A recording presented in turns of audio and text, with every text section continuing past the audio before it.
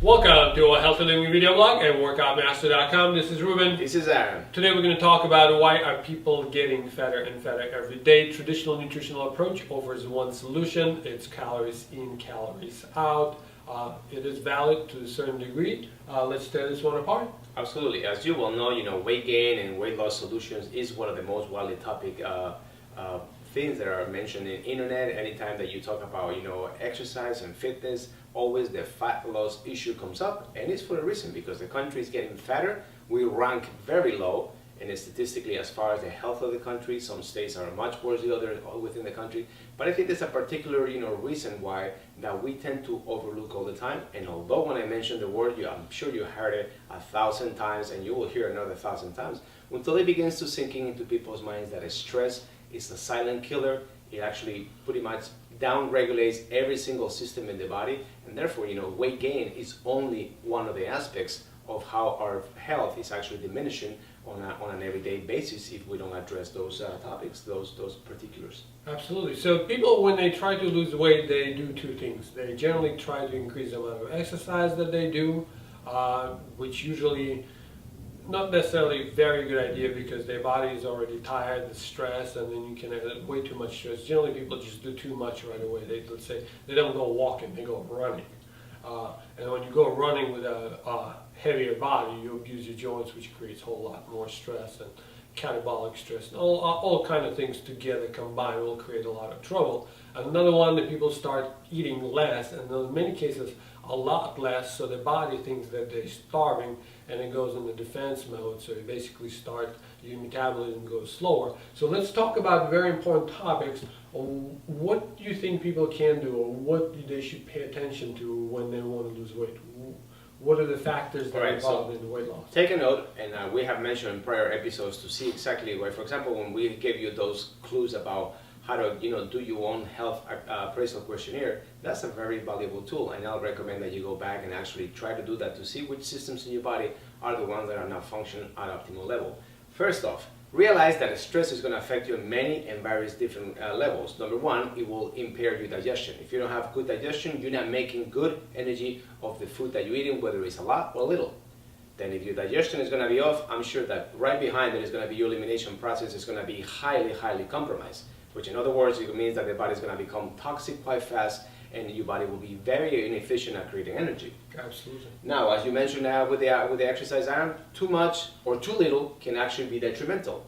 It's not good enough just to go for a walk that we have to run, but some people don't even walk.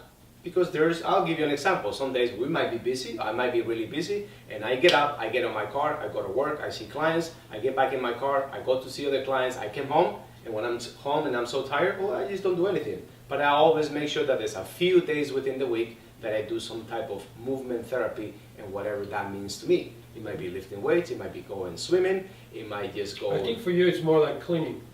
I love to clean. You take a vacuum. I used to need the hell out of a vacuum for a while. That's one of my peeves that I have. But yes, and understand that, too much working in, too much working out, you have to do it the right way. You have to get the amount of calories that is necessary for your body. That's why it's so important that you have some sort of idea of what you're eating and how your body is reacting, which is another episode that we have mentioned earlier. Let's talk a little bit about metabolism, because I think metabolism is also very much a key for this particular topic. Metabolism is just a system that that regulates the amount of energy that you can produce. If your metabolism is down-regulated because you're eating the wrong foods, or the foods that you eat don't provide the right energy, well, guess what? You could be eating a lot of calories out of those foods and not make energy out of it. And then what happens is that your system has to adjust itself. You're going to have your biological agent and your chronological, they don't go and match.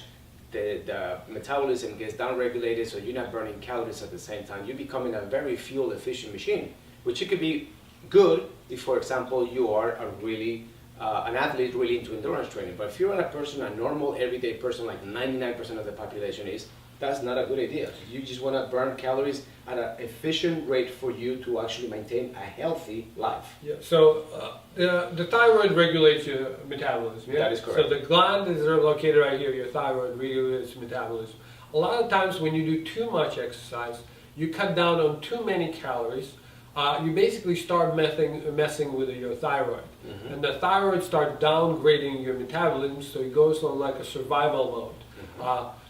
Important part to start jump-starting your metabolism, and one way of doing it is to provide energy, and almost like a liquid energy for the body, so the body knows that there's a fuel keep coming.